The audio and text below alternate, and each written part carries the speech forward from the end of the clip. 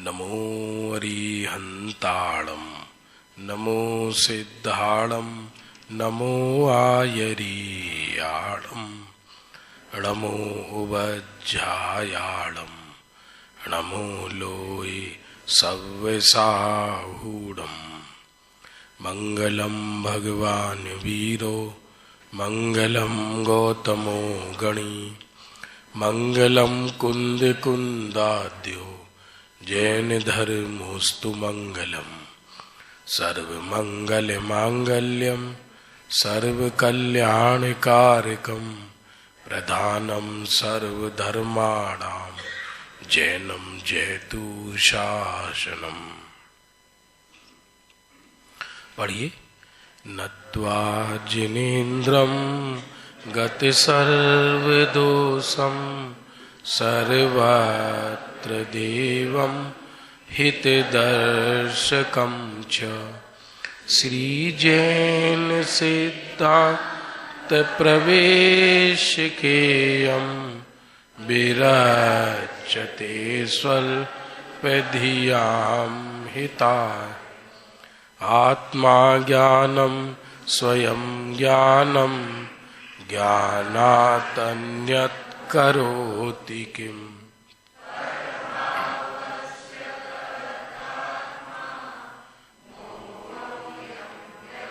हारिणाम् अज्ञानतिमिरान्धानां ज्ञानाञ्जनशलाकया चक्षुरुन्मीलितं येन तस्मै श्री गुरुवे।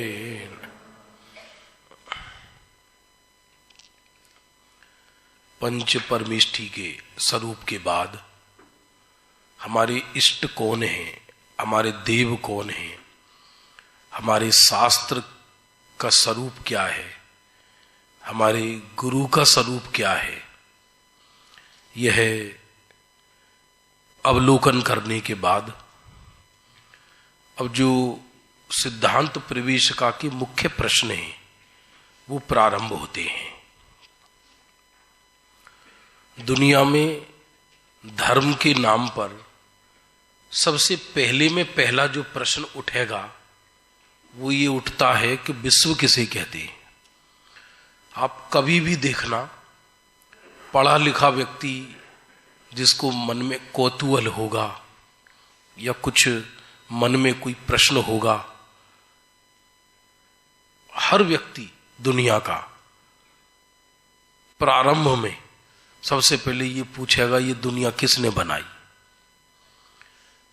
पहले आधार का प्रश्न खड़ा होता है और यदि आधार का ही उत्तर नहीं मिला तो उसमें रहने वाली व्यवस्था का भी विश्वास नहीं होता। ये नियम है, क्योंकि ये बड़े मनोवैज्ञानिक क्रम से जो मूल सिद्धांत प्रवेश का है जिसमें 512 प्रश्न हैं, इसमें तो शिविर के हिसाब से दिया हुआ है विषय, लेकिन ये भी एक मनोवैज्ञानिक क्रम से दिया है। दुनिया में सबसे पहले में पहला प्रश्न ये उठता है ये दुनिया किसने बनाई, इसका कर्ता कौन है। साइंस क्या उत्तर देती है जानते हो? साइंस में एक जैविक विकास का सिद्धांत चलता है।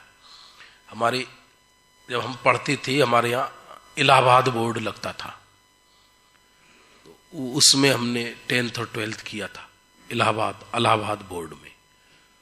तो कि ये पहले पृथ्वी सूरज का अंश थी, सूर्य में जुड़ी हुई थी, तो सूरज का कुछ टुकड़ा नीचे टूट के गिर गया। जब सूरज का टुकड़ा नीचे टूट के गिर गया तो धीरे धीरे वो ठंडा हुआ। ठंडा होने पर बादल बने, बादल बनने से बारिश हुई और बारिश इतनी घनी हुई कि समुद्र बन गई। जब समुद्र बन गई तो समुद्र में छोटे छोटे जीव पैदा हो गए, उनमें कुछ बड़ी मछलियां पैदा हो गई, कुछ जीव समुद्र में से उछलकर ऊपर आ गए भूमि पर, लेकिन भूमि गर्म थी इसलिए वो पेड़ों पे चढ़ गए, तो बंदरों का निर्माण हो गया। और कुछ बंदर नीचे रहने लगे तो उनकी पूंछ घिस गई तो मनुष्य बन गए।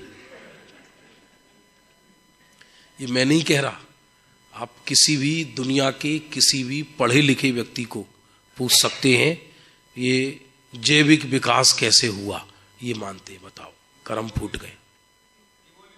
हाँ, सब बड़े बड़े यूनिवर्सिटियों में विषय चलते हैं, ये बताओ मतलब शिक्षा के नाम पर ये पढ़ाया जाता है। फिर धीरे धीरे वो कुछ बंदर खड़े हो गए, उनको आवश्यकता हुई, फिर जब गर्मी चली गई तो सर्दी आ गई तो उन्हें ठंड लगने लगी, तो कुछ मनुष्य सर्दी से बचने के लिए भागे, तो एक पत्थर गिर गया और एक पत्थर से टकराया तो उसमें चिंगारी निकली, तो उन्होंने सोची अरे पत्थर को रगड़ने से आग निकलती है, तो अग्नि का आविष्कार हुआ। आविष्कार तो ऐसे ही हुए हैं जैसे वहां बताया है, लेकिन वर्तमान साइंस हो या वर्तमान भूगोल हो, वो पूरा सत्य नहीं है। अब जब अपने देश में अंग्रेज नहीं आए थे तो यहां की पाठशालाओं में ये पढ़ाया जाता था कि भूमि स्थिर है और चांद सूरज घूमते हैं। जब मुगलों का जमाना गया, मुगलों के जमाने में तो पढ़ाई का कोई काम ही नहीं था, कोई मुगलों में दिमाग ही नहीं था, वो क्या पढ़ाते लोगों को, बस अलिफ बे ते टे से, तो उनका तो कोई विज्ञान या कोई दर्शन था ही नहीं, उनका तो बस एक ही है खुदा, तो वहां तो कोई दर्शन शास्त्र है नहीं। यहां तक कि अंग्रेज आने से पहले हमारे गुरुकुलों में, भले ही वो वैदिक गुरुकुल हो या भले ही जैन गुरुकुल हो, उनमें यही सिखाया जाता था जैन भूगोल। आपको जान के आश्चर्य होगा, बौद्ध दर्शन में भी भूगोल ऐसा ही है जैसा जैनों में है, माने वैदिक जियोग्राफी और बौद्ध जियोग्राफी और जैन जियोग्राफी एक जैसी है। और मैं केवल सुनी सुनाई बात नहीं की, मैंने उनका अध्ययन किया है।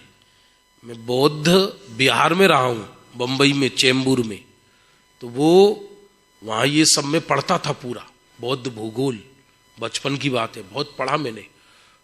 अंतर इतना है, वैदिक भूगोल में ये कहते हैं कि इन पर्वतों पर विष्णु की प्रतिमा विराजमान है, और जैन धर्म में ये कहते हैं कि इन पर्वतों पर अकृत्रिम अनंत भगवान की प्रतिमा विराजमान है।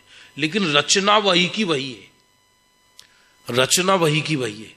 आज भी जयपुर में एक तारा मंडल है, नेहरू प्लेनेटेरियम, वो स्मारक के बगल में है, वहां एक बहुत बड़ी बॉल बनी हुई है उसकी, आरसीसी की, उसमें पूरे 13 द्वीप की रचना बनी है वैदिक के अनुसार, वैदिक संस्कृति के अनुसार।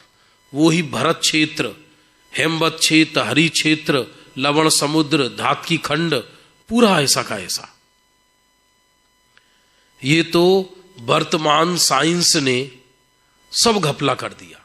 अब वर्तमान साइंस के कुछ सिद्धांत तो सत्य हैं और कुछ सिद्धांत असत्य हैं, और जो वर्तमान साइंस के सिद्धांत सत्य हैं वो भी जैन शासन से लिए हैं।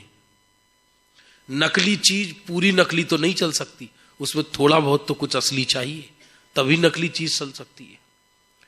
ये विश्व के अंदर ऐसा चलता है, मतलब पूरी, और सब पढ़ते हैं उस चीज को, लिखते हैं। ऐसे कितने सिद्धांत बताऊंगा मैं आपको साइंस के। ये तो स्टूडेंट नहीं बैठे यहां छोटी उम्र वाले, तो हमारे यहां तो सब स्टूडेंट रहते हैं आश्रम में, 15 बरस, 16 बरस, 17 बरस, 20 बरस, तो सब प्रश्न पूछते हैं इस चीज को। स्कूल के कॉलेज के स्टूडेंट हैं सब। मतलब जो दुनिया में एजुकेशन पढ़ाई जा रही है वो 50% तो गलत है ही है। कितने सिद्धांत हैं। एनसीईआरटी की हिस्ट्री, मैंने खुद एनसीईआरटी की बुक पढ़ी है। उनमें क्या कहते हैं भगवान महावीर की कथा के विषय में कि जो वर्धमान थे उन्होंने दीक्षा धारण की और तप करते करते तप में, बारिश में, आंधी में उनके वस्त्र गल गए तो वो निर्वस्त्र रह गए। ऐसा एनसीईआरटी की पुस्तकों में लिखा। कुल मिलाकर दुनिया में जो हिस्ट्री है न वो सही है, जो साइंस है न वो सही है। यदि आप साइंस की पूरी बात मानने लगो तो माथा खराब हो जाए। एक न्यूज़पेपर में आता है without iodine salt is poison, बिना आयोडीन नमक खाना जहर है। दूसरे दिन उसी अखबार में यह आता है with iodine salt is poison. क्या करे आदमी। नेचुरोपैथी वाले कहते हैं 2 प्रोटीन एक साथ मत खाओ, 2 फल एक साथ मत खाओ। अब भाई साहब दाल में भी प्रोटीन है, रोटी में भी प्रोटीन है, तो रोटी सुबह खाएं, दाल शाम को पिए। अब नेचुरोपैथी ये कहता है कि भोजन के बाद पानी मत पियो। सुनना, भोजन के बाद, भोजनम पश्चातम जलम विषम, भोजनस्य पूर्वम जलम अमृतम, भोजन मध्य जलम सामान्य। बीच में पीना सामान्य है, पहले पीना पानी अमृत है और बाद में पीना जहर है।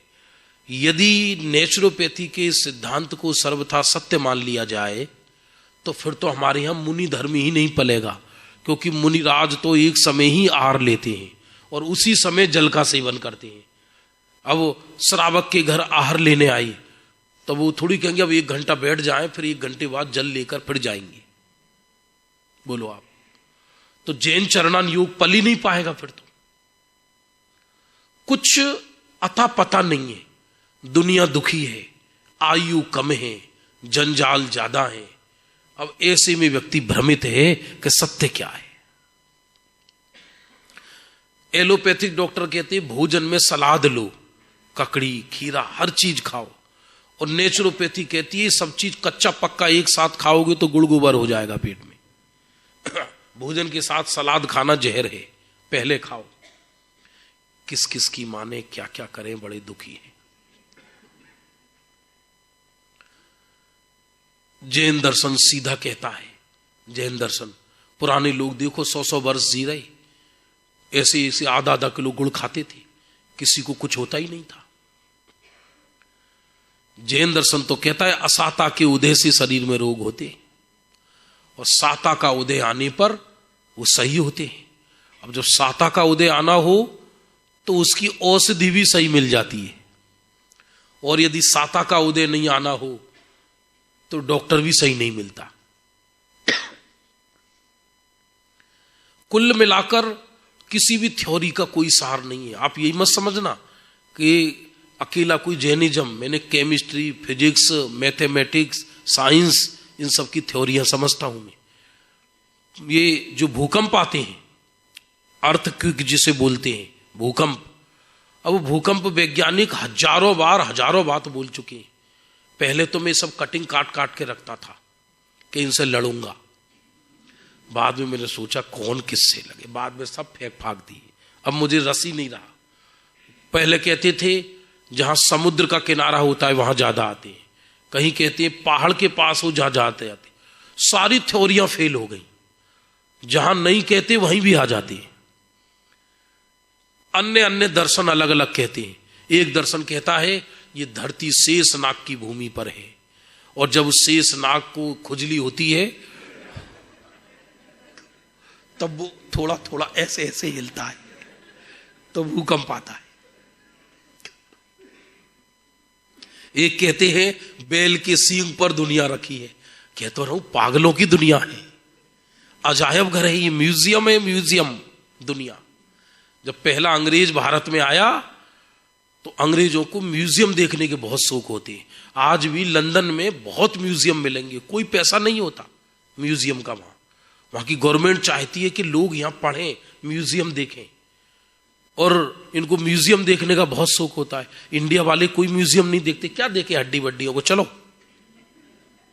और वो म्यूजियम देखते हैं। पहला अंग्रेज जब भारत में आया तो उसने एक रिक्शे वाले से पूछा कि म्यूजियम कहाँ है यहाँ, तो बोले नेचुरल म्यूजियम चाहिए या आर्टिफिशियल चाहिए। ये पूरी दुनिया नेचुरल म्यूजियम है। म्यूजियम की हिंदी है अजायब घर। जितनी दुनिया के लोग हैं उतने मत हैं विश्व के अंदर, उतने संप्रदाय हैं, जितने लोग हैं, जितने मिथ्या दृष्टि हैं। अंतर इतना है, किसी मिथ्या दृष्टि की बुद्धि अधिक बढ़ जाए तो नया संप्रदाय चालू कर देता है। तो अच्छा है कि मिथ्या दृष्टियों में बुद्धि ज्यादा पैदा ना हो। लौकिक क्षेत्र में बुद्धि बिगड़ जाए उसे वैज्ञानिक कहते हैं। समझ में आ रहा है, नहीं आ रहा है? ऐसी ऐसी बातें हैं। अब मैं आपको सारी रात बताता रहूं, ऐसे ऐसे सिद्धांत हैं, ये साइंस के चलते हैं और दुनिया मानती है, और वो जो बिल्कुल गलत है एकदम, कुछ तो, और कुछ सही है। ऐसा नहीं है सारे गलत हैं, कुछ सही भी है, लेकिन वो जो सही है वो पुद्गल विज्ञान है, वो भी जैन धर्म में सब लिखा है। तो पहले में पहला प्रश्न, चाहे धर्म क्षेत्र हो चाहे कर्म क्षेत्र हो, विश्व के विषय में उठता है। साइंस भी ये कहती है कि दुनिया को किसी ने नहीं बनाया। हम कहते हैं कि सूरज के टुकड़े में से दुनिया टूटी, तो फिर प्रश्न है कि सूर्य को किसने बनाया? आपको सूर्य को तो किसी ने नहीं बनाया, तो अनादि अनंत ठहरा ना। फिर विज्ञान कहता है अंतरिक्ष में पृथ्वी से भी बड़े बड़े लाखों ग्रह उपग्रह घूम रहे हैं। जैन शासन कहता है ये वाली बात, जैन शासन कहता है पृथ्वी से बड़े बड़े पिंड घूमते रहते हैं, मेरू के चक्कर लगाते रहते हैं। 2.5 द्वीप के बाहर असंख्यात सूरज और असंख्यात चंद्रमा है। कितने? असंख्यात, अनकाउंटेबल, आप गिन नहीं सकते, इतने सूरज चंद्रमा है। और वो सब अब वो जिस चांद पर पहुंचे हैं, कहते हैं हम चांद पर पहुंचे हैं, वो तो साइंस कहती है वहां पहुंच ही नहीं सकती, क्योंकि हमारे यहां तो चंद्रमा चंद्रकांत मणि से निर्मित है, वहां देवगण रहते हैं। वो इनका जो दृश्य है चांद का वो डरावना है, कोको कोला मट्टी रहती है ब्राउन कलर की, ना वहां दिन रहता ना वहां रात रहती, संध्या जैसी रहती है। अब वहां तो खुद अंधेरा जैसा रहता है और यहां से वो चमकीला नजर आ रहा है। वो उसके पीछे भी लॉजिक बताते हैं, वो सब पता है हमको। उसके लिए एक अलग शिविर चाहिए फिर ये। लेकिन यहां तो चूंकि संक्षिप्त में हम समझ रहे हैं, बाल बोध की शैली में इस चीज को। अरे डॉक्टर जगदीश चंद्र बसु हुए, उन्होंने सबसे पहले यह सिद्ध किया कि पेड़ पौधों में जीव होता है। तब इंसान ने यह माना कि पेड़ पौधे में भी चैतन्य है। लेकिन हमारे भगवान तो अनादिकाल से कह रहे हैं, सर्वज्ञ देव, जिन गुरु जिन ग्रंथ अनादिकाल से कह रहे हैं कि पेड़ पौधों में जीव है। ये पेड़ को देखो, ये पेड़ को कष्ट होता है, इसको एहसास, ये हमारी तरह श्वास लेते हैं, क्योंकि पेड़ एक इंद्रिय के भी 4 प्राण होते हैं। हमारी तरह ये श्वास लेते हैं, लेकिन इनके नासिका नहीं होती, सर्वांग से लेते हैं, जिसको साइंस उत्सर्जन क्रिया कहती है उस चीज को। नहीं तो पानी कैसे खिंचेगा ऊपर, पानी कैसे खिंचेगा? तो जो ऑक्सीजन ग्रहण करते हैं, और उस जब ग्रहण करते हैं तो साथ में पानी खिंचता है, शरीर में पानी आता है उनके। ये जैन दर्शन बताता है। इन पेड़ों को भी सुख दुख होता है, इनके भी फीलिंग होती है, इनकी इच्छा होती है। सूर्यमुखी का फूल होता है, जब सूर्य निकलता है तो उसका चेहरा सूर्य की तरफ रहता है, और जैसे जैसे सूर्य ऊपर जाता है तो उसका चेहरा भी इस तरह से ऐसे मुड़ता जाता है, क्योंकि उसकी सूर्य की रश्मि से उसको सुख मिलता है। जे त्रिभुवन में जीव अनंत, सुख चाहे दुख ते भेवंत, ताते दुख हारी सुख कार, कहे सीख गुरु करुणाधार। जीव राशि तीनों लोक में भरी पड़ी है और सारे प्राणी अज्ञान से दुखी हैं, मोह से दुखी हैं। तो पहले में पहला प्रश्न है कि विश्व कोने कहे छे। तो प्रवचन सार की गाथा 124 का फुट नोट है। माने ये कहने को तो लगे कि ऐसे ही लिख दिए होंगे, सब प्रमाणिक बातें हैं। 6 द्रव्यों ना समूह ने विश्व कहे छे। 6 द्रव्यों के समूह को विश्व कहती है। विश्व कहो, दुनिया कहो, लोक कहो, संसार कहो, ये सिमिलर वर्ड है, पर्यायवाची शब्द कहलाती है इनकी। तत्व 6 द्रव्यों के नाम आते हैं। 6 द्रव्यों के नाम आते हैं बेटे, बोलो। इसमें लिखा 6 द्रव्यों ना समूह ने विश्व कहे छे। 6 द्रव्यों के समूह को विश्व कहते हैं। तो 6 द्रव्यों के नाम पता है, नीचे लिखा है इसमें। 6 द्रव्यों ना नाम जीव, पुद्गल, धर्म, अधर्म, आकाश, अनेक काल, सदाए आ 6 द्रव्यज विश्व छे, तेमाथी कदी ओछा बधता थता नथी।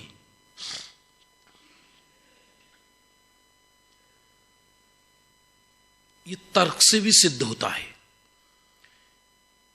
बृहद द्रव्य संग्रह ग्रंथ है, अभी हमारा मॉर्निंग में चलता है, वहां पर मुमुक्षु समाज कोटा में विषय वो ब्रह्मदेव सूरी की टीका है, अद्भुत।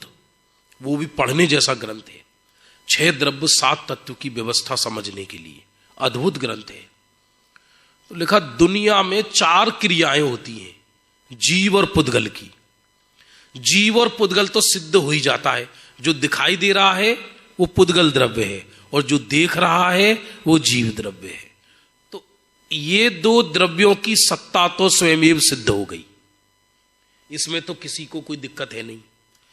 अब जीव और पुद्गल चलते हैं, जीव और पुद्गल रुकते हैं, जीव और पुद्गल रहते हैं और जीव और पुद्गल परिणमन करते हैं। तो दुनिया में 4 ही क्रियाएं होती हैं, चलना, रुकना, रहना, परिणमन करना। मिलकर बोलो, क्या कहा? रहना, परिणमन करना। ये 4 ही क्रियाएं दुनिया के अंदर होती हैं। तो जीव और पुद्गल चलते हैं, तो चलने में जो निमित्त बना द्रव्य वो कौन सा है? धर्म द्रव्य। अब ऐसे अलग अलग परिभाषा आगे आएगी इसमें। रुकने में जो द्रव्य निमित्त बना वो कौन सा बना? अधर्म द्रव्य। रहने में जो द्रव्य निमित्त बना वो कौन सा बना? आकाश द्रव्य। और परिणमन करने में प्रति समय जो पर्यायों की चेंजिंग होती है उसमें कौन निमित्त बना? काल द्रव्य। इसलिए इन 2 द्रव्यों की क्रियाओं से, जीव और पुद्गल के 2 द्रव्यों की पर्यायों से 4 द्रव्य सिद्ध हो जाते हैं। और 2 द्रव्य तो सिद्ध हो ही रहे हैं, 6 द्रव्य दुनिया में। ये थ्योरी जैन शासन के सिवा कहीं नहीं है। वैसे हमारा जैन शासन विज्ञान के सर्वाधिक नजदीक है। अमेरिका में बहुत सारे डॉक्टरों की मीटिंग हुई 90 से ऊपर, और उसमें यह सिद्ध करना था कि कौन सा रिलीजन, कौन सा धर्म विज्ञान के सर्वाधिक पास है। तो जैन धर्म को घोषित किया गया, क्योंकि इसमें कपोल कल्पित बातें नहीं है। हर चीज प्रूव होती है साइंस से। हर वस्तु में परिणमन होता है। आप एक कपड़ा उठा के रख दो, 1 साल बाद खोलो उसका कलर बदल जाएगा। बच्चा बड़े से जवान होता है। ये द्रव्य बहते हैं, काल बहता है। 10 साल पहले 2007 में जब यहां की प्रतिष्ठा हुई थी, देखो काल कैसा बदलता है, काल चक्र कैसे चलता है। अब वो उस काल ने वो दृश्य भी देखा, उस काल ने ये दृश्य भी देखा, ये काल ये दृश्य भी देख रहा है, और काल आगे आने वाले दृश्य को भी देखेगा। काल में ज्ञान नहीं है, ये कहने की शैली है। काल साक्षी है, समस्त परिणमन का।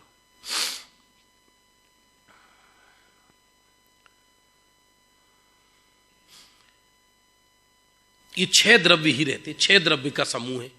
अब देखो सिद्ध करते हैं, इस हॉल के अंदर 6 द्रव्य हैं या नहीं बताओ, क्योंकि विश्व किसको कहा, 6 द्रव्य के समूह को। तो पूरे लोक के अंदर एक भी जगह ऐसी नहीं होगी कि जहां 6 द्रव्य नहीं है। इस हॉल के अंदर 6 द्रव्य हैं या नहीं, जीव तो आप विराजे ही हो। जितना भंगार खाना दिख रहा है ये सब पुद्गल है, कुर्सी टेबल मेज ये क्या है, सब पुद्गल है। और आप जहां बैठे हो वो आकाश है। जैन शासन में ऊपर जो नीला नीला है वो आकाश नहीं है, वो तो पुद्गल है। खाली स्थान को आकाश कहते हैं, स्पेस। जैसे ये टेबल है, देखना मजेदार बात, अभी टेबल के बाद ये खाली खाली क्या है, ये आकाश। अब प्रश्न ये है कि ये एक लकड़ी है, ये किसके अंदर है, आकाश में। तो यहां का आकाश कहां गया, जितनी में ये पत्थर का ये स्टिक है, यहां का आकाश कहां गया, कि इस लकड़ी के अंदर, और लकड़ी आकाश के अंदर।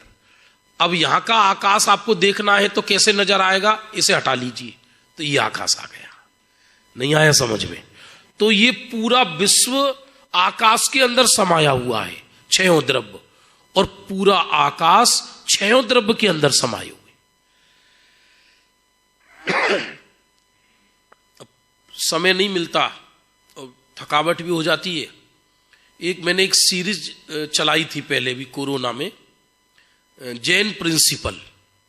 मैं बस केवल 5 मिनट का वीडियो बनाता था, एक एक सिद्धांत प्रवेशकार पर ही, वो भी बिल्कुल साइंस के अनुसार। और उसमें कोई नॉन जैन भी पढ़े तो उसको समझ में आए, सुने वो उसको। करीब 30 वीडियो बने थे, करीब पहुंच गया था 10-15 प्रश्न पर पहुंच गया था। फिर बाद में प्रमाद हो गया और दुनिया भर के प्रोग्राम इधर उधर। तो बहुत युवा वर्ग ने बहुत कहा आप इसको आगे बनाओ। अब आगे समय मिलेगा तो बनाएंगे। क्या है, जैन दर्शन इतना वैज्ञानिक है, यदि किसी को ये बताकर सुनाओ कि हम आपको साइंस सुना रहे हैं, आप कह दोगे हम जैनी हैं तो नहीं मानेगा। आप कहोगे हम आपको ये विज्ञान बता रहे हैं तो तुरंत मान जाएगा, तुरंत। हर चीज का तो उत्तर है। शरीर कैसे तैयार होता है, गर्भ में बालक कैसे आता है, कैसे बड़ा होता है, 7 दिन का कैसे होता है, 15 दिन का कैसा होता है, 1 महीने का कैसे होता है, आंख नाक कान उसके कैसे बनते हैं, बोलना वो कैसे सीखता है, सब लिखा है तत्वार सूत्र की टीका में, पूरा वर्णन है। माने विश्व का ऐसा कोई प्रश्न नहीं है जिसका समाधान सर्वज्ञ के शासन में नहीं है। प्रश्न का उत्तर भी है और साथ में जीवन जीने की कला भी है। इसका नाम जैन शासन है। तो जीव और पुद्गल तो सिद्ध हो गई इस हॉल के अंदर। हम चलकर आए हैं, इसका मतलब यहां हम हिल रहे हैं।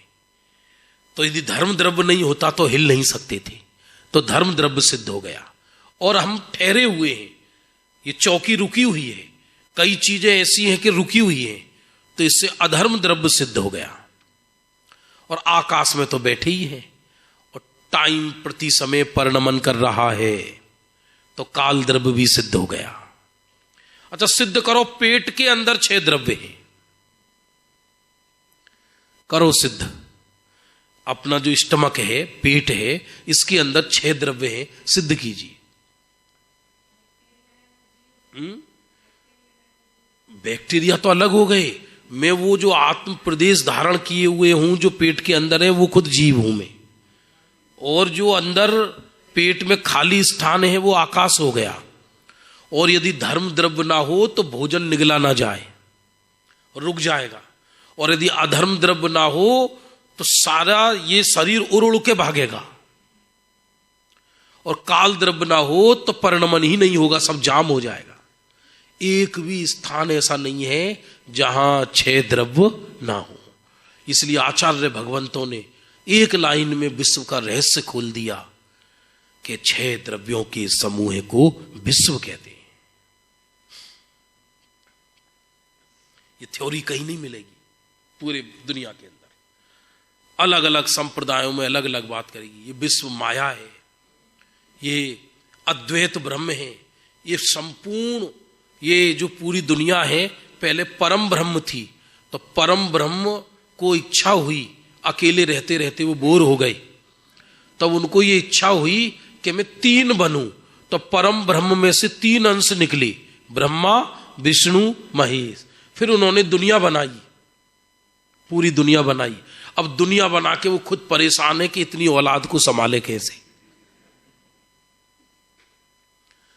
आचार्य किया है हमने, माने फिलॉसफी, माने Indian philosophy and western philosophy से आचार्य किया है, राजस्थान यूनिवर्सिटी से सब पढ़ा है पूरा।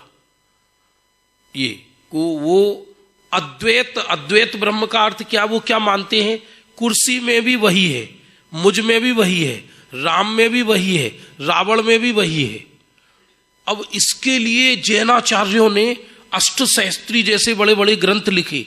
उन्होंने कहा कि जब सब में वही है तो फिर वो एक से बुरा काम क्यों करा रहा है और एक से अच्छा काम क्यों करा रहा है, एक को नरक क्यों भेजता है, एक को स्वर्ग क्यों भेजता है, एक को मोक्ष क्यों भेजता है। उत्तर कुछ है नहीं, बोले उनकी मर्जी, अच्छी मर्जी आई।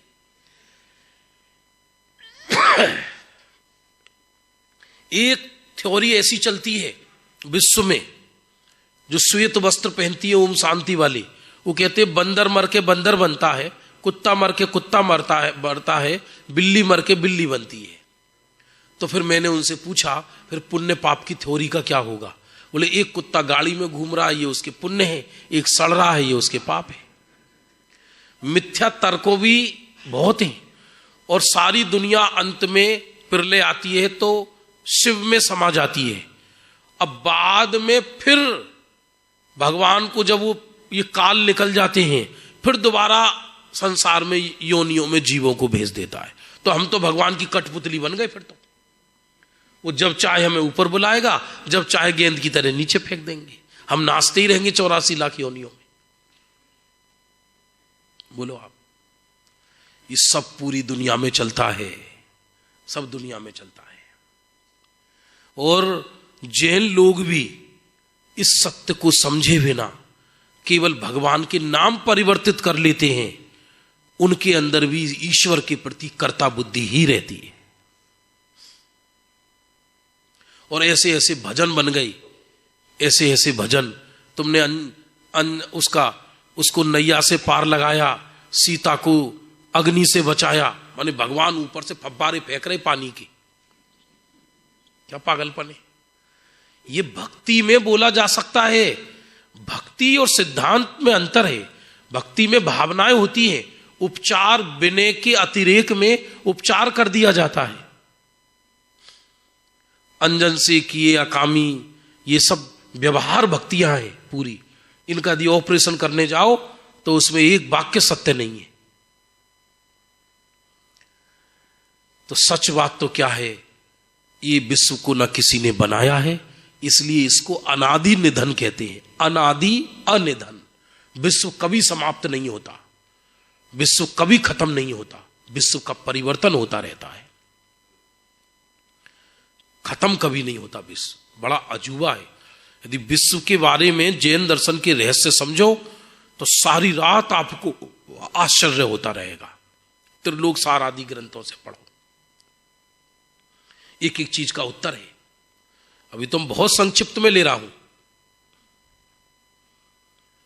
कहने को बाल कक्षा है पर बैठे सब है? हाँ,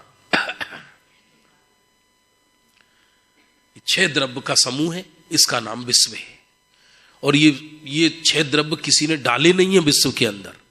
अनादि निधन ऐसे के ऐसे हैं, जिसमें धर्म द्रव्य लोक के आकार का है, पूरे लोक में।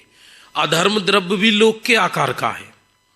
जीव इसमें अनंत है, पुद्गल इसमें अनंतानंत है। धर्म द्रव्य एक है, अधर्म द्रव्य एक है, आकाश एक है और काल असंख्यात है। ये द्रव्यों की संख्या है। जीव कितने हैं? अनंत। पुद्गल कितने हैं? उससे अनंत गुनी। धर्म द्रव्य कितने हैं? एक। अधर्म द्रव्य कितना है? एक। काल द्रव्य कितने हैं? असंख्या। काल द्रव्य आकाश के प्रदेशों पर अमूर्तिक, एक एक प्रदेश पर एक एक चिपटा हुआ है। काल अखंड नहीं है, इसलिए हर जगह अलग काल होता है। स्वर्ग में अलग काल चल रहा है, विदेह में अलग काल चल रहा है, हमारे यहां पंचम काल चल रहा है, विदेह क्षेत्र में चौथा काल चल रहा है, नरक में छठा काल चल रहा है, अलग अलग। जबकि क्यों? यदि काल अखंड होता तो सब जगह एक जैसा काल होता।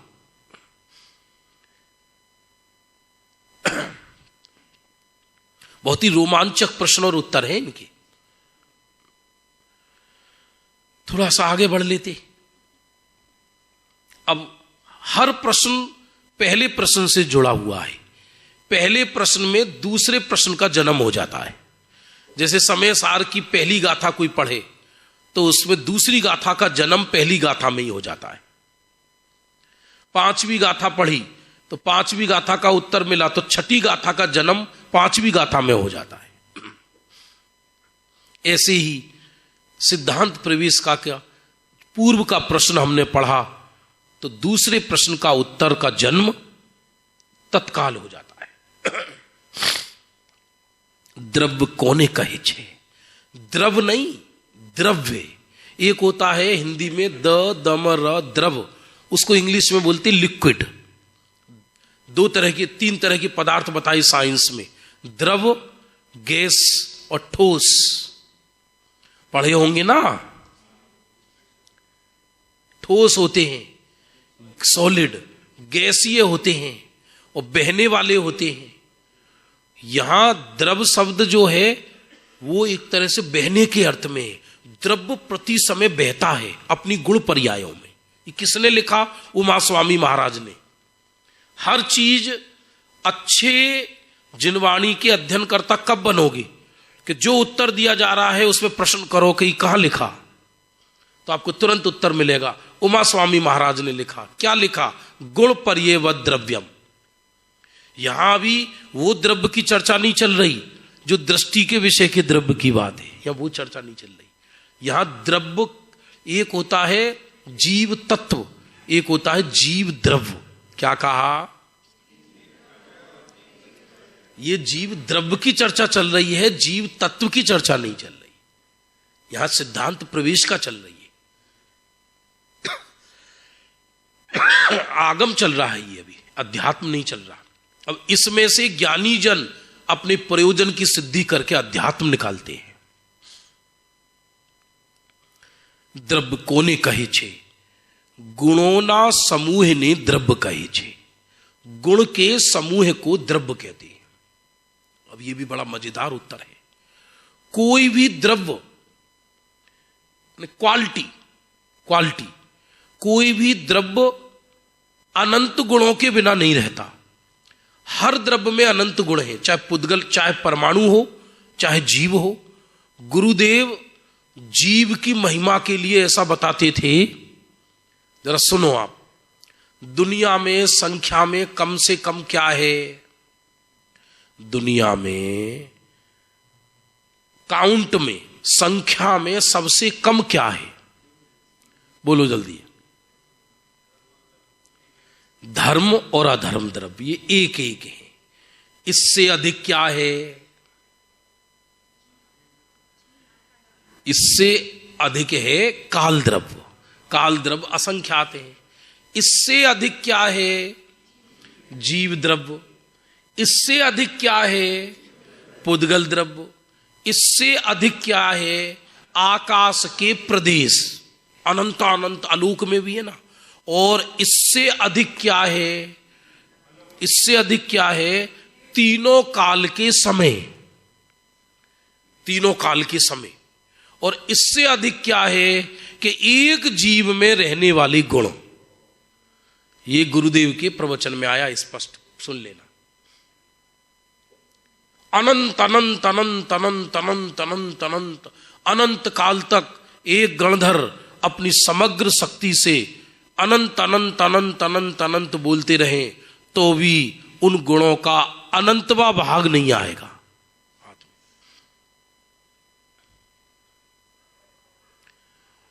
भले ही भाषा ऐसी है, सिद्धांत दर्पण में द्रव्य की परिभाषा बहुत अलग है, गोमठ सार में अलग दी है, सबका प्रयोजन अलग अलग है, उमा स्वामी महाराज ने अलग दी है। अब जीवन आगम में लगाओ, कहते हैं हम करें क्या, तीर्थ क्षेत्र पे हम बोर क्यों होते हैं। कई लोग तीर्थ क्षेत्रों पे आकर प्रमादी हो जाते हैं, बस रोटला से खाटला, खाटला से रोटला। क्यों?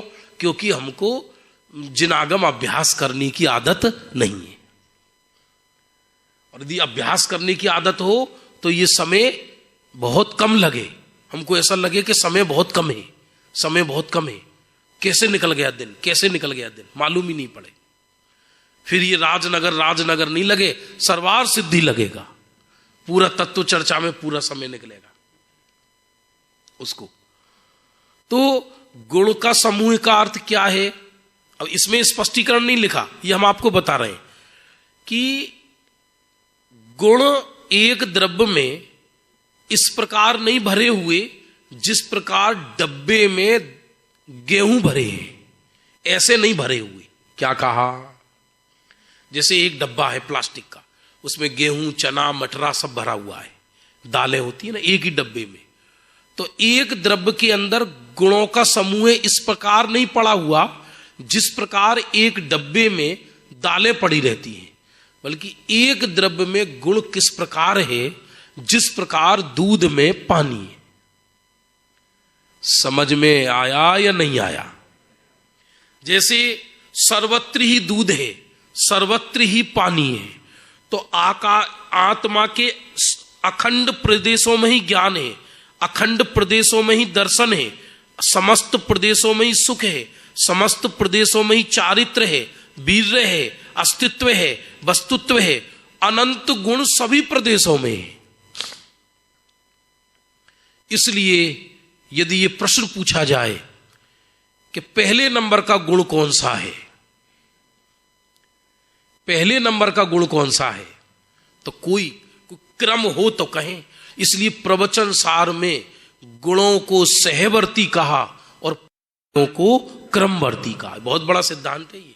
कभी कभी ये सिद्धांत पूरी जिंदगी समझ में नहीं आया लोगों के, 50 शिविर अटेंड करने के बाद ये क्रमवर्ती और सहवर्ती क्या है। गुण को सहवर्ती कहा, गुणों पर्यायों को क्रमवर्ती कहा, क्योंकि पर्याय एक दूसरे के बाद लगी हुई है, एक साथ दो पर्याय नहीं होती एक गुण की, लेकिन सारे के सारे गुण एक साथ होते हैं, तो उनमें क्रम नहीं है कोई। ऐसा भी नहीं है ज्ञान यहां है, दर्शन यहां है, सुख यहां है, चारित्र यहां है। कई लोग समझते हैं ज्ञान यहां होगा, माथे से सोचते ना अपन, जबकि ऐसा नहीं है। ये तो शरीर के निमित्त हैं, इंद्रियां हैं। और आप जानते हो हमारे आत्मा के प्रदेश 24 घंटे क्लॉकवाइज घूमते रहते हैं ऐसे। तो अभी जो आत्म प्रदेश यहां थे, एक सेकंड के असंख्यात विभाग में तो पैरों में पहुंच गए प्रदेश, फिर वो ऊपर आ गए। सिद्धों के अचल होते हैं, सिद्धों के आत्म प्रदेश नहीं घूमते, हमारे तुम्हारे घूमते। तो हमें किसी चीज का ज्ञान हुआ, जैसे मान लीजिए, तो हमको ऐसा लगता है ज्ञान यहां से हुआ है, जबकि ज्ञान भी सर्वांग से होता है। पर चूंकि इंद्रियां उसकी यहां हैं, तो हमें भ्रम खड़ा हो जाता है कि यहां से देखते हैं, यहां से सुनते हैं, यहां से सोचते हैं। सर्वांग से ही आत्मा सुनता है, सर्वांग से ही देखता है, सर्वांग से ही सूंघता है, क्योंकि आत्म प्रदेशों में खंड खंडपना नहीं है। कुछ ख्याल आ रहा है, नहीं आ रहा? निंदिया आ रही है क्या? थकावट हो रही है क्या? मन नहीं लग रहा क्या? करे क्या? घर से बड़ी मुश्किल से आता है व्यक्ति, घर तो हमने कह दिया लाज रखने के लिए। अमित गति आचार्य ने तो घर को एक दूसरी संज्ञा दी है, बोले मध्य लोक के नरक हैं ये, जिनको मोहियों ने घर नाम दिया है। अमित गति आचार्य ने लिखा है, ये मध्य लोक के घर हैं, ये जिनको मोही नरक है ये मध्य लोक के, और इनकी ममता ऐसी होती है, ऐसा जीव जंजाल में फंसा रहता है, यहाँ आ भी जाए तो दिमाग वहीं बैठा रहता है, वहाँ व्यवस्था ना बिगड़ जाए, ये वो, अरे मर गए, जिंदगी चली गई, हाय हाय हाय हाय हाय हाय। मरते समय भी काम कम नहीं होंगे, मरते समय भी कार्य कम नहीं होंगे। एक दादाजी का देह छूट रहा था, अंतिम समय, रामू जी पिताजी, श्यामू कहाँ है जी पिताजी, रमेश जी पिताजी, सुरेश जी पिताजी, ये कमबख्त चारों यहीं खड़े हो, दुकान पर एक भी नहीं गया।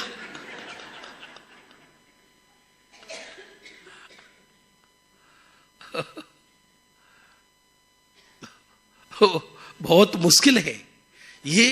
क्यों मुश्किल है? अभी देखा जाए अंदर में हमको अगले जन्म का विश्वास नहीं है। टोडरमल जी ने लिखा है मोक्ष मार्ग प्रकाशक में, जिसको पुनर्जन्म और पूर्व जन्म दोनों अलग अलग चीजें, पूर्व जन्म और पुनर्जन्म का विश्वास नहीं है, वो आत्मा की ध्रुवता को स्वीकार नहीं करता। भाई कोई कहे कि हम नहीं मानते पुनर्जन्म, तो इसका मतलब तुम नए पैदा हुए हो, तो तुम्हारी आत्मा पहले थी नहीं, नई आकाश से टपकी है। यदि व्यक्ति पुनर्जन्म का विश्वास कर ले, देह छोड़कर मैं कहीं जाऊंगा ये विश्वास हो जाए, तो उसको भयभीत हो जाए वो पापों से, उसको लगे अरे मैं तो अजर अमर तत्व हूं, मैं वासु पूज्य के काल में भी था, मैं आदिनाथ के काल में भी था, मैं अनादि काल से हूं, अनंत काल तक रहूंगा, मैं एक शाश्वत अमर चैतन्य तत्व हूं। पुनर्जन्म से ये सिद्ध किया टोडरमल जी ने। अभी तो आज की इस चकाचौंध के जमाने में पुनर्जन्म पर ही विश्वास नहीं लोगों को, और पुनर्जन्म पर विश्वास नहीं है इसलिए कहते खाओ पियो बस सुख से रहो, यही जिंदगी और कुछ नहीं है, और फिर ऋण लेकर भी घी पियो, क्या उधार ले लो, फिर बाद में अपन मर जाएंगे, कौन चुकाएगा, क्या लेना देना अपने को, चारवाक जैसी। लेकिन ऐसा नहीं है, किसी दिन समय मिलेगा, समय क्या, अब तो समय तो जा रहा है। पुनर्जन्म पर पूरा 1 घंटे की सेमिनार है हमारी, साइंस से सिद्ध की है, चारों अनुयोगों से सिद्ध की है। आपके व्यक्तिगत आदतों से पुनर्जन्म सिद्ध होता है, व्यक्तिगत आदतों से, बच्चों की नेचर से पुनर्जन्म सिद्ध होता है, हमारी तुम्हारी सोच से, थिंकिंग से पुनर्जन्म सिद्ध होता है। कभी कभी व्यक्तियों में किन्हीं में पशुओं जैसी आदत होती है, उनसे पुनर्जन्म सिद्ध होते हैं। साइंस के पास कोई उत्तर नहीं है इस बात का। अब घुटनों में दर्द रहता है साहब, मान लो किसी के, अब डॉक्टर ने कह दिया कि कैल्शियम की कमी हो गई है, अब एक पैर में नहीं रहता, एक पैर में ही रहता, तो एक में कैल्शियम कम कैसे हो गई? एक में कम कैसे हो गई, मानी एक की सब निकल के एक में आ गई। अब वो विज्ञान तो अपने हिसाब से उत्तर देते हैं, उनकी गलती नहीं है, जो उन्होंने पढ़ा वो बताते हैं। जैन दर्शन तो ये कहता है कि पुनर्जन्म में तुम्हारे घर में एक कुत्ता आया, तुमने उसके एक पैर पर लाठी मारी,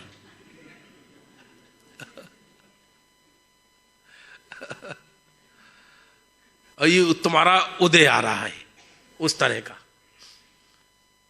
सुनने में मजाक जैसा लगे पर यथार्थ है।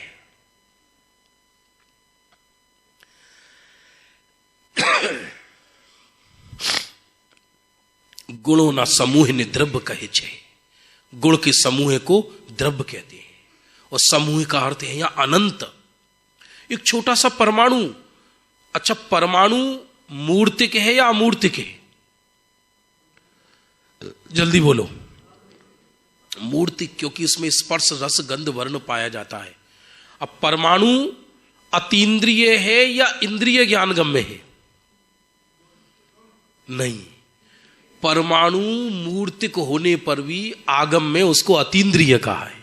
हर मूर्तिक चीज इंद्रिय का विषय हो एम थी, कर्म हमारे इंद्रिय के विषय नहीं है। और जो परमाणु को अतीन्द्रिय कहा भगवान ने, अतीन्द्रिय है वो, हमारे इंद्रियों दुनिया में किसी को भी परमाणु का ज्ञान नहीं है, किसी भी इंद्रिय ज्ञान वाले को। केवल वो सर्वज्ञ के ज्ञान का विषय है परमाणु। किसी भी इंद्रिय ज्ञान वाला व्यक्ति परमाणु को आगम से पढ़ तो सकता है, उसका एनालिसिस कर सकता है, लेकिन अपनी इंद्रियों से वो देख नहीं सकता, उसका एहसास नहीं कर सकता। वो छोटे से परमाणु में भी अनंत गुण हैं, अनंत। और हमको तो ऐसा लगता है हमारी दुनिया लुट गई, हम में तो कोई गुण ही नहीं है। आदमी 1 मिनट में डिप्रेशन में चला जाता है, छोटी छोटी घटनाओं में दुखी होने लगता है। हमारी छोटी सिस्टर है खनिया दाना, अभिनंदन जी का गांव खनिया दाना है, अच्छा जगह है, जैन समाज है, बहुत बड़ा तीर्थ है वहां पर। तो वहां हमारी सिस्टर रहती, छोटी वाली, उसका नाम है निशा। उसकी सासू को डिप्रेशन रहता है बड़ा भारी, और जबकि सोने चांदी का व्यापार है बड़ा भारी, कोई कमी नहीं है, नगर सेठ है वहां के। अब क्या करें, किस बात से कि घर में मान लो कोई मेहमान ही आ गए, गांव होते ना, तो भैया इतने मेहमान आ गए, क्या होगा, कैसे होगा। आदमी जिस क्षेत्र में है उस क्षेत्र में ही अपने अधोगति के मार्ग खोल लेता है। लोगों को दुनिया में कुछ काम नहीं है। खाली बैठे लोग जिनको आगम की रुचि नहीं लगी, सुबह अखबार पढ़ रहे, गहरा स्वाध्याय करते हैं अखबारों का लोग, एक एक लाइन गहरे से कर, ऐसा करके। इतने टन रुई आई, सरकार ने रुई मंगाई है इतने टन। अब बस तो पागल हो गया दिमाग, और रात को सोते समय बोले को धुने को बुने, कौन धुनेगा कौन बुनेगा। पत्नी बोली क्यों, क्या हो गया है, पागल हो गए क्या। अरे सरकार ने 100 जहाज रुई मंगाई है, उसको कौन तो धुनेगा कौन बुनेगा। पागल हो गए। मनोवैज्ञानिक डॉक्टर के पास गए कि 24 घंटा बोलते को धुने को बुने। तो डॉक्टर बोले एक नकली अखबार लेके उस पर छपाओ कि उस 100 के 100 जहाज जल के राख हो गए।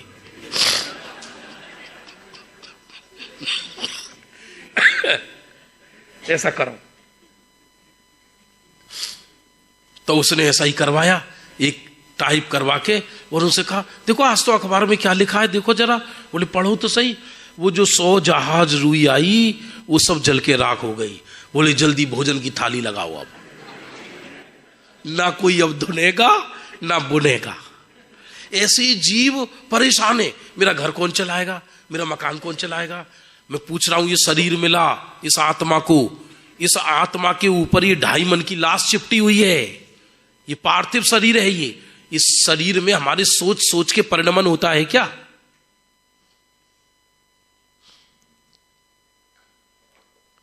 होता स्वयं जगत परिणाम, मैं जग का करता क्या काम। दूरे हटो परकृत परिणाम, सहजानंद रहूं अभिराम। ऐसे ऐसे अमृतमयी सूत्र हैं कि यही केवल ज्ञान हो जाए। हो क्या जाए, केवल ज्ञान की इच्छा नहीं रहे। ज्ञानी का केवल ज्ञान तो यही है, क्योंकि पर्याय मात्र से उदास हो जाता है। वो सब परिणमन अपने आप हो रहा है।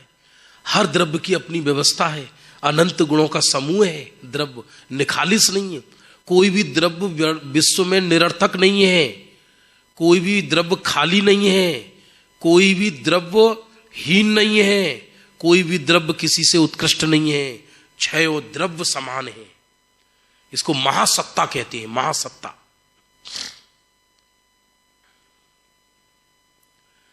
गुणों ना समूह ने द्रव्य कहे छे।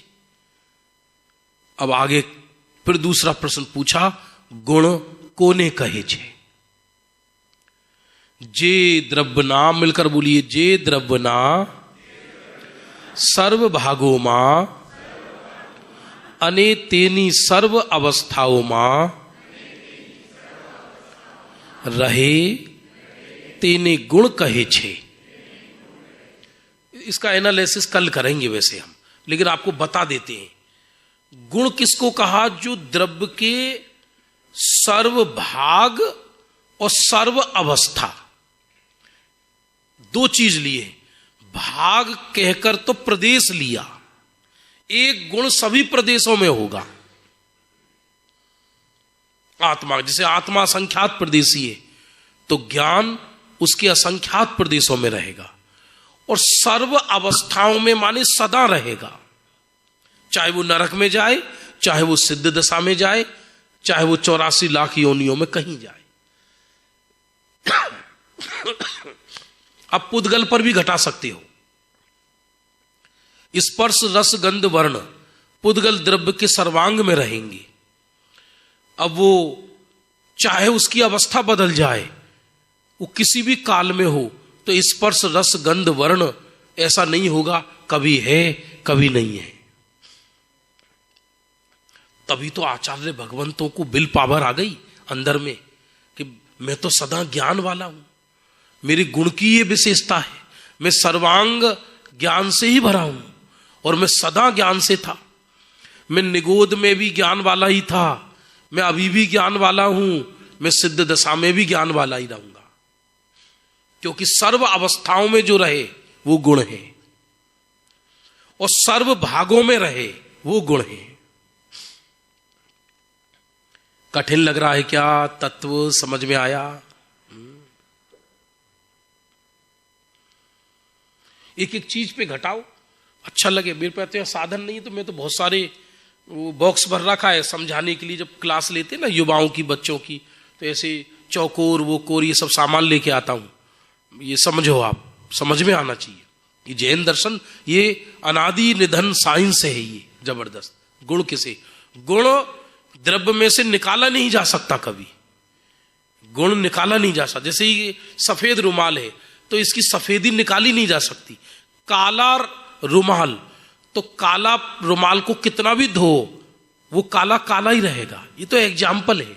आत्मा सदा ज्ञान वाला ही रहेगा, पुद्गल सदा स्पर्श रस गंध वर्ण वाला ही रहेगा। गुण कभी गुणी से अलग नहीं होता। क्या कहा? गुण कभी गुणी से अलग नहीं रहता। इसलिए गुण किसको कहा? जो द्रव्य के संपूर्ण भाग में, जो द्रव्य जितना बड़ा है, जितना प्रदेशी है, उसमें वो गुण पाया जाता है। कोई माने ज्ञान यहां है, दर्शन यहां है, सुख यहां है, तो अकेला यहां ज्ञान होगा, बाकी में जड़ हो जाएगा। ऐसा नहीं है। देखो कुछ साइंस के प्रयोग बताता हूं मजेदार आपको। जैसे हमने हाथ में इसको नोचा नाखून से, तो ये किस बात का प्रतीक है कि तुम जिंदे हो। यदि कोई चींटी भरे या सुई लगाए और हमको एहसास ना हो, तो समझना खतरा है। नहीं आया समझ में? तो जिस जिस जगह एहसास होगा उस जगह गुण है, ज्ञान है उधर। ये जो बढ़ा हुआ नाखून होता है उसमें ज्ञान गुण नहीं होता। जो बाल होते हैं उसमें ज्ञान गुण नहीं होता। जो एक्स्ट्रा नाखून बढ़ जाता है ना, उसमें ज्ञान तत्व नहीं होता, उसमें दर्शन नहीं होता, उसमें सुख नहीं होता, उसमें चारित्र नहीं होता। इसलिए नेल कटर से अलग कर दो तो कष्ट नहीं होता। ऐसे ही जो बाल एक्स्ट्रा निकले रहते हैं बाहर, उनमें ज्ञान दर्शन चारित्र सुख वीर्य नहीं होता। इसलिए उनको कैंची से अलग करो तो कष्ट नहीं होता। कष्ट हो रहा है, भले ही कष्ट हो रहा है, कष्ट राग का है, लेकिन कष्ट इस बात का प्रतीक है कि इसके ज्ञान है, ये जीवित है। कष्टी ना हो तो समझना। अरे कभी कभी बच्चे का जन्म होता है और बच्चा ना रोए तो नर्स को चिंता हो जाती है, तो उसको थपथपा के उसको रुलाते हैं, रो रो। ये एहसास होता है इसमें। कभी कभी जो हमारी जो ये होती है ना नीचे की एड़ी, ये बहुत मोटी हो जाती है, तो आत्म प्रदेश सुकड़ जाते हैं। तो जो खाल मोटी हो गई काफी, तो ऊपरी जो परत है उसमें से आत्म प्रदेश चले जाते हैं, तो उसको खींचने से कष्ट नहीं होता। कुछ ख्याल आ रहा है? नहीं आ रहा। इसलिए वो ज्ञान या गुण द्रव्य के सभी प्रदेशों में रहता है और उसकी सभी अवस्थाओं में रहता है, उसे गुण कहते हैं। किसी को कोई प्रश्नवाद 1 घंटा इसी में निकल गया। विश्व में, द्रव्य में और गुण में। कल इसके एग्जाम्पल देंगे, किसी को कोई क्वेश्चन हो तो पूछ लीजिए। दरअसल ये सब पढ़ने पढ़ाने का विषय है, ये एलिमेंट्री है जैन शासन की। कोई क्वेश्चन? साइंस है, साइंस पूरी। इसलिए आज भी आउट ऑफ कंट्री, अमेरिका में, सब जगह बड़े बड़े डॉक्टर लोग जैन दर्शन पढ़ते हैं, उन्हें, क्योंकि बुद्धिमान है वो लोग, और बुद्धिमान है तो बुद्धिमान की जल्दी पकड़ में आता है। हाँ जी, हाँ।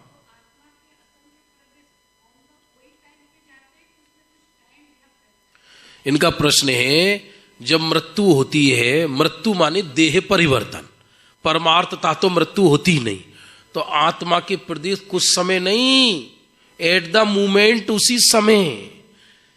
अधिकतम 3 समय आकाश में रह सकते हैं, 3 समय अधिकतम, और चौथे समय तो जन्म होता ही होता है, और चुटकी बजाने में असंख्यात समय होते हैं। जब तक यहां पर पार्थिव शरीर पड़ा है, सगे संबंधी आ रहे, रो रहे, अर्थी निकल रही है, तब यदि वो देवगति में जाए तो वो अकृत्रिम जिनालयों के दर्शन कर रहे हैं। क्यों? क्योंकि देवगति का नियम है। ब्रह्मचारी रायमल जी ने, नहीं, ब्रह्मचारी अपने ज्ञानानंद श्रावकाचार्य वाले,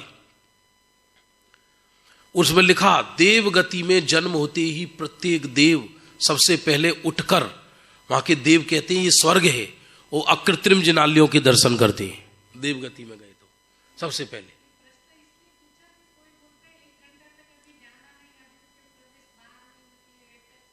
सब पागलों की फौज है, क्या क्या कहेंगे। कई तो ये भी कहेंगे कि वो मर के तुम्हारे अंदर घुस गए हैं, भूत बन गए हैं, ये हो गई। दुनिया है, इससे जितने बच के रहोगे उतने सुखी रहोगे। क्या क्या कहेंगे, क्या क्या थ्योरी चलती है दुनिया में। वो तो अमूर्तिक आत्मा होती है, तुरंत निकल जाती है 1 सेकंड में, दूसरी जगह जन्म हो गया, और यदि नरक गया तो वो दूसरी जगह उसकी पिटाई कुटाई शुरू हो गई। वो छिपकली वाला विषय अलग है। छिपकली में तो क्या है, जैसे पूंछ अकेले कटी, इसमें भी बहुत भ्रम है लोगों को, तो वो छिपकली की पूंछ हिलती रहती है, तो लोग कहते हैं कि इसमें आत्मा के प्रदेश हैं और वो धीरे धीरे समटकर ऊपर जाएंगे।